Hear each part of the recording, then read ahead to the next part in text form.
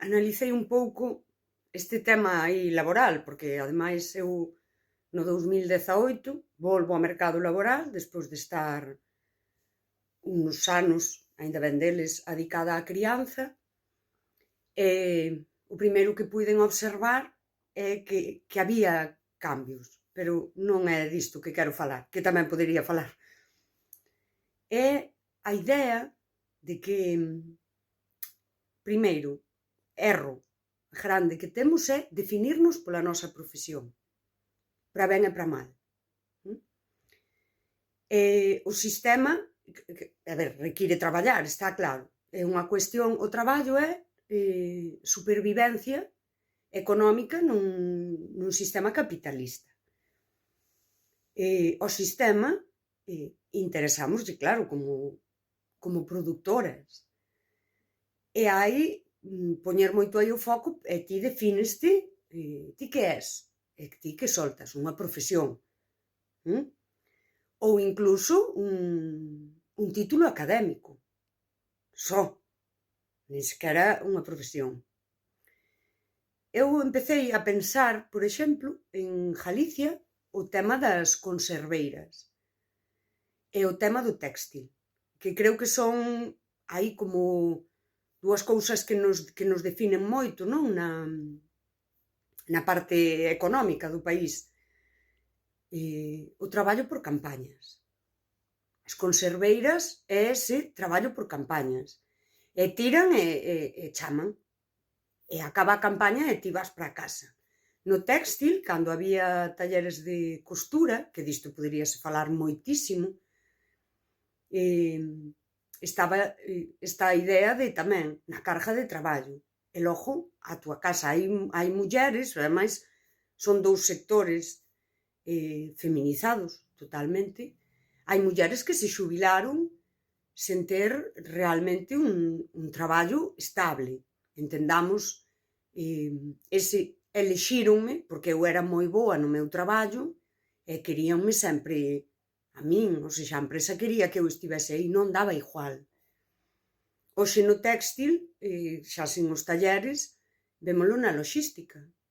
Cargas de traballo, e chámante, e botante a casa, e volvente a chamar, e a veces a razón pola que te volven a chamar, eu deime conta disto, non ten que ver con que ti sexas unha persoa comprometida co traballo, que o executa mellor.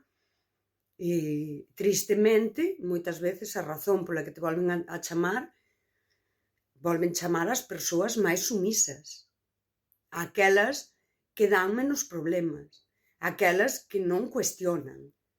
E logo, pois, se falas con xente, pódelo ver. Estar sindicada, ou estar sindicada nun sindicato que bate coas políticas da compañía ou da empresa.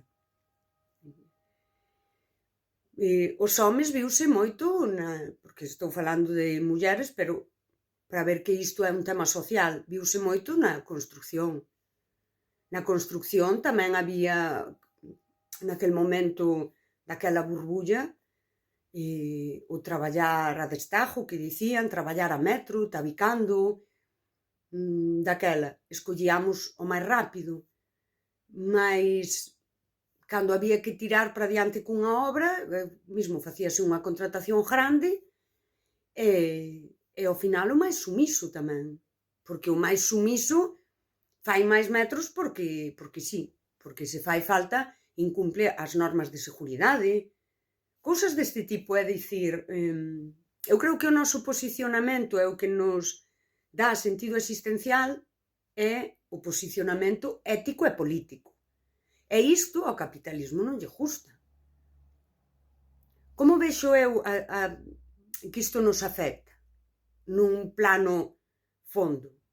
É que ti entras nesa roda de que eu me defino pola miña profesión, o traballo dignifica e dalle sentido á túa vida, porque ademais dedicaslle moitas horas do día, e ti perdes, aí hai tamén unha desconexión de ti, do humano, non? Como que centras todo o teu nese traballo remunerado. Aquí hai unha cousa tamén que me parece moi interesante, que lle lin a Fromm, e que é, antigamente, hai séculos, se ti, por exemplo, nacías nunha familia labreja, ti nunca ias ser fidalga. Serías labreja para sempre.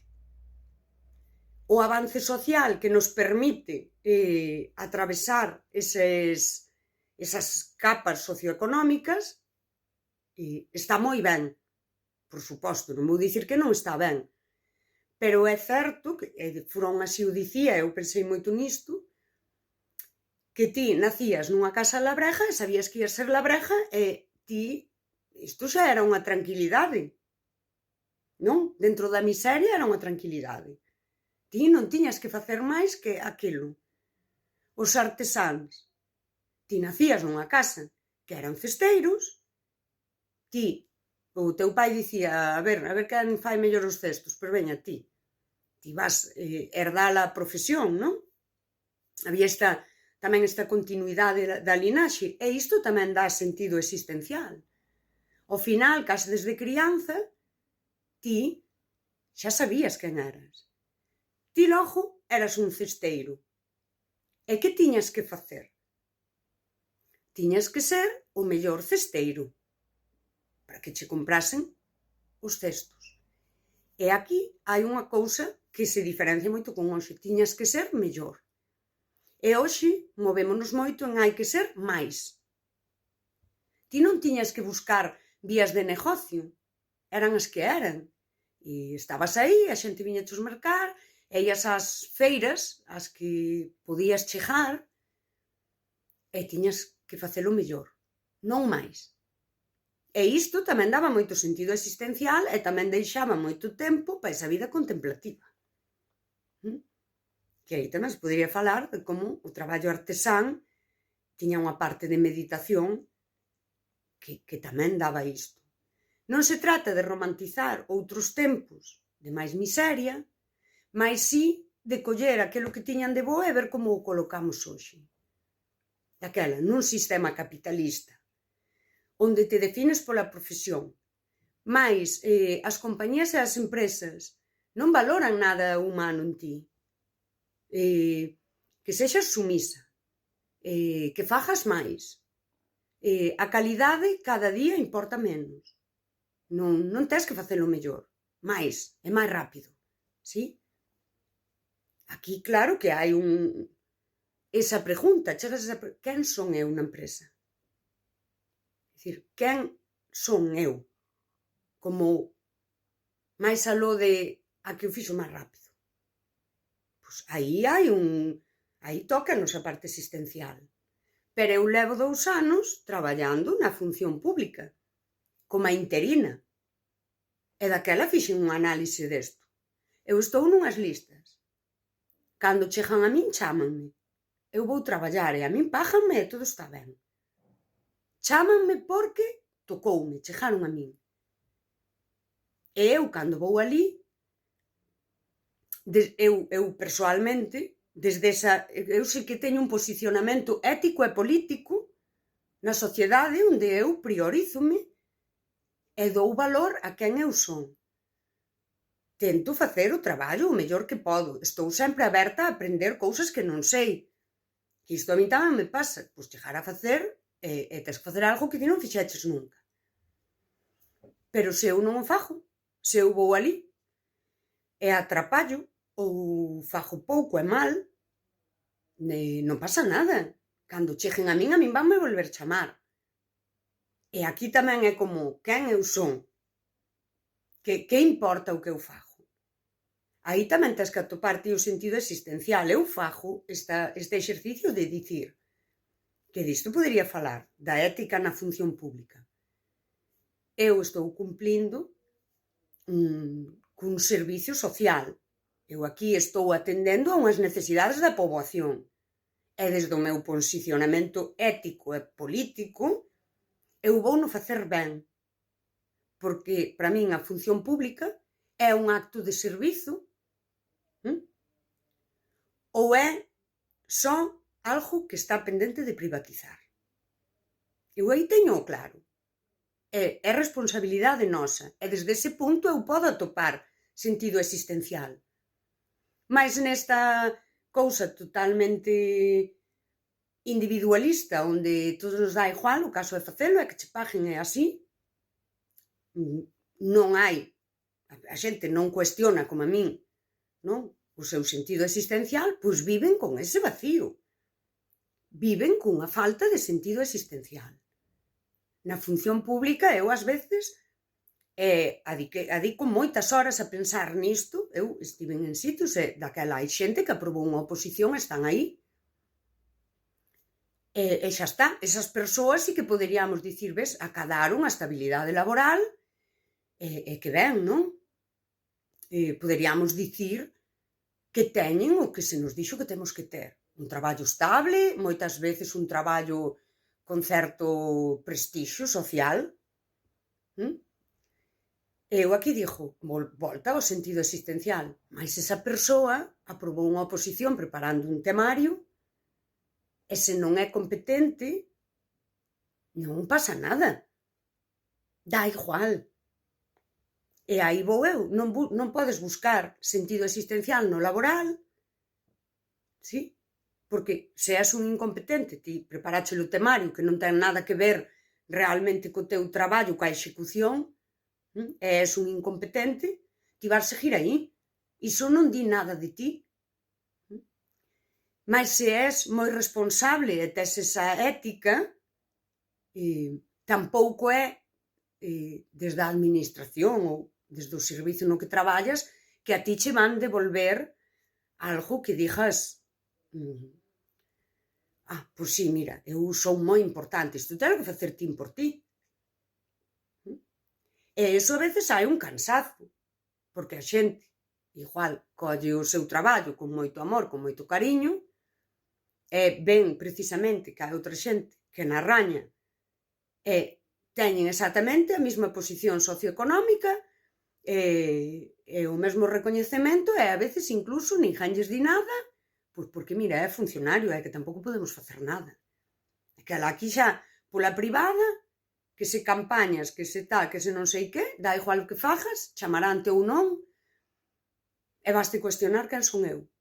No outro punto, que eu alégrome de ter tido esta oportunidade, non? Pois estamos un pouco igual. Dá igual se a praza é miña ou se me están chamando, isto a min, bueno, tocoume, como a quen di, estar aquí. Non hai daquela, eu creo que aí, sí, a nosa ferida existencial, non?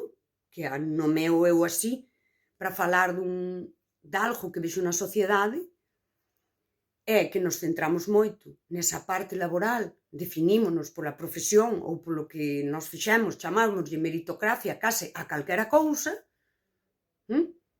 sen analizar todo o contexto de cada persoa, e estamos aí como reforzando a nosa identidade nunha cousa que ás veces é casual, que moitas veces non ten nada que ver co teu valor humano, senón con que sexas máis sumisa e máis adaptada, sí? É que precisamente a túa ética pode ser o que te prexudica. Un posicionamento ético e político moi asentado, moi firme, onde ti tes uns valores e os pos por diante, non axuda ao éxito social, todo o contrario. Eu xa digo que nestes temas que ves de campañas e todo isto, que te chaman, non axuda nada. Canto máis íntegra, menos te van chamar. Porque das problemas. Porque a túa integridade sinala co dedo o cinismo predominante. E xa non vas interesar. Eu aí sí que vexo, hai unha fenda que é esa ferida existencial. E disto, desde esta parte, que sería o sistema, nos adaptamos isto en todos os contextos. Por exemplo, na familia. Cando ti és moi sumisa de cara á empresa e ti chegas ali e os teus problemas teñen que quedar na casa, porque isto, ti non podes ir ao traballo sendo un ser humano con problemas, porque hai que ser productivas. E isto parecenos o normal e a min parece a cousa máis anormal que hai. De deshumanizarnos para cumplir co sistema e producir e que iso sexa o máis grande. A ferida existencial é algo que ao final está na estructura social tamén. Así o vexo eu. Cousas nas que ti te vas adaptando á sociedade que te desconectan do esencial de ti. A veces desde un convencimento teu de é que eu son isto, eu son a miña profesión, eu mira cantos cartos gano, eu mira canto estudei, que non deixa de ser algo totalmente productivo, eu mira que... E todo iso, e despois, a ver, e ti, cando che quitan todo isto, a profesión, o título académico, o coche que conduces, todo o superficial, ti que és? Ti quen és? Porque o teu sentido existencial está debaixo de todo iso. E se ti miras moito todo iso superficial, estás enterrando, ás veces, que eu creo que o podemos decir así metafóricamente, estás enterrando a túa existencia debaixo dun montón de mandados sociais que acolles e celebras e pos toda a túa importancia aí. Pasas a ser unha peza necesaria, que somos todas, pero fundamental, entregada ao sistema a costa de ti mesma.